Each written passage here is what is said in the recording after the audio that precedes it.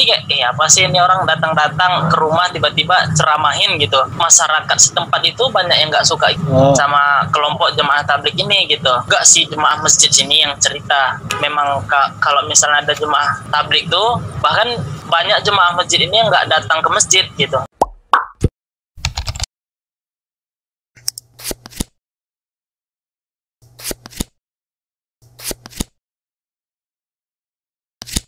Halo, assalamualaikum Kak. Waalaikumsalam. Siapa ini namanya? Kalau nama lengkap kami Muhammad Haikal Fikri Al-Farisi Kak. Tapi biasa dipanggil Haikal sih. Haikal, oke.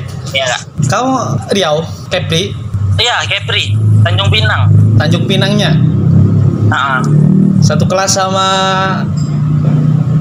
Ihsan? Cia, Ihsan? Iya, sama Ihsan sama Cia, ya. Yang pengen kamu obrolkan tentang apa ini? Tentang itulah Kak, tentang penelitian kami tuh, usulan penelitian buat proposal. Kami tuh kayak masih bingung aja gitu. Soalnya kami kan ada 2 tema, tapi kami nggak tahu juga tuh mau mulainya dari mana. Terus pakai teorinya juga masih ada yang bingung. Masih banyak lah kebingungannya gitu kan.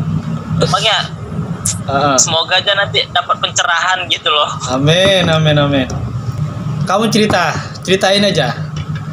Apa yang? Jadi kalau untuk tema yang mau diambil nih, itu kan ada 2 pilihan dari saya kan. Yang pertama itu tentang jemaah tabligh. Jemaah tabligh. Terus? Kan kebetulan saya tinggal di masjid nih. Oh ya. Nah, jadi karena saya tinggal di masjid, terus masjid saya termasuk salah satu masjid yang menerima jemaah tabligh. Nah, ada fenomena nih di sini.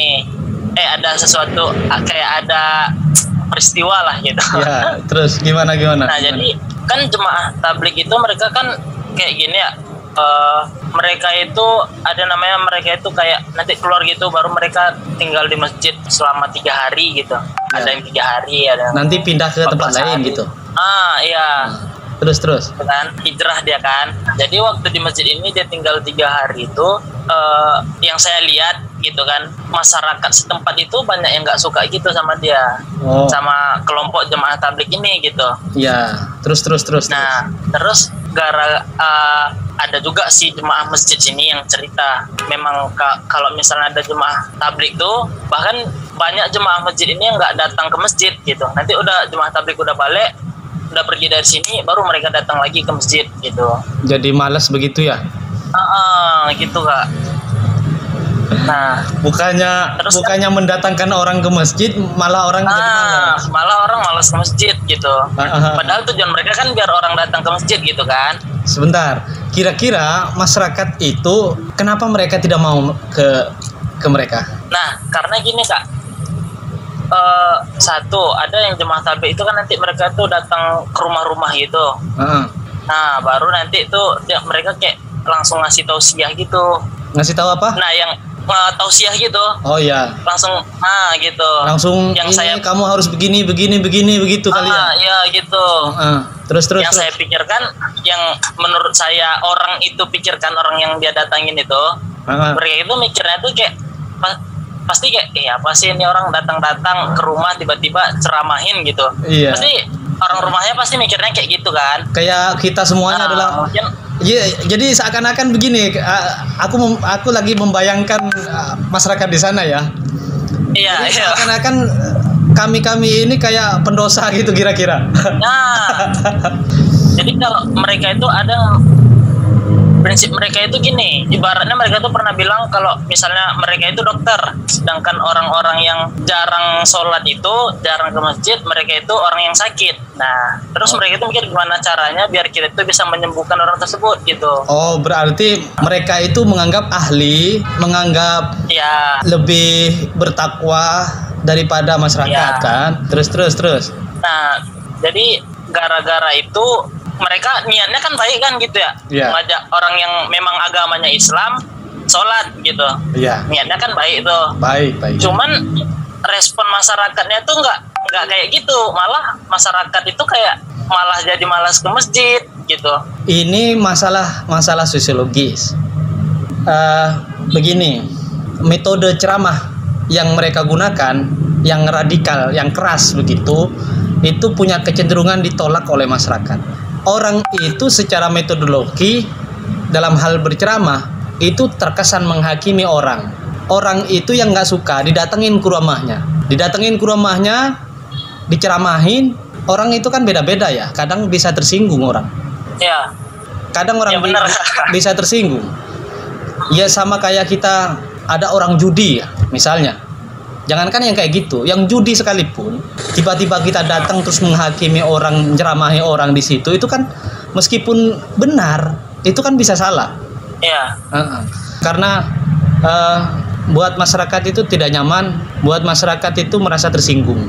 Kalau kamu mau meneliti ini, yang kamu teliti itu tentang cara mereka, ya. Sebelum kita ngobrol judulnya seperti apa ya? Ya. Jadi tentang cara dan metode mereka berceramah.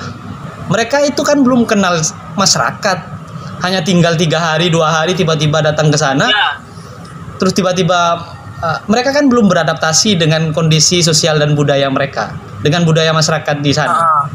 Tiba-tiba datang ceramah-ceramahin orang kan, ini apaan sih orang kan gitu. Ya. Kalau kamu kira-kira wawancara dengan jemaah tablignya memungkinkan nggak dalam waktu dekat, misalkan selama kamu melakukan penelitian ini, atau misalkan jemaah tablignya sudah nggak ada. Kalau jemaah tablignya sudah nggak ada, kamu wawancara dengan masyarakat, misalkan dengan masyarakat itu dengan penghuni masjid, dengan imam-imam masjidnya lah, kemudian tokoh-tokoh masyarakat yang ada di situ, yang ada di sekitar situ, RT, RW dan seterusnya, berkenaan dengan persepsi masyarakat tentang satu keberadaan mereka di situ, kemudian cara mereka itu bersiar, metode ceramah, cara mereka berdakwah. Cara mereka berdakwah itu saya yakin kenapa masyarakat itu kurang menyukai, karena cara berdakwahnya yang kurang tepat. Ya. Ini asumsi sementara saya. Gitu.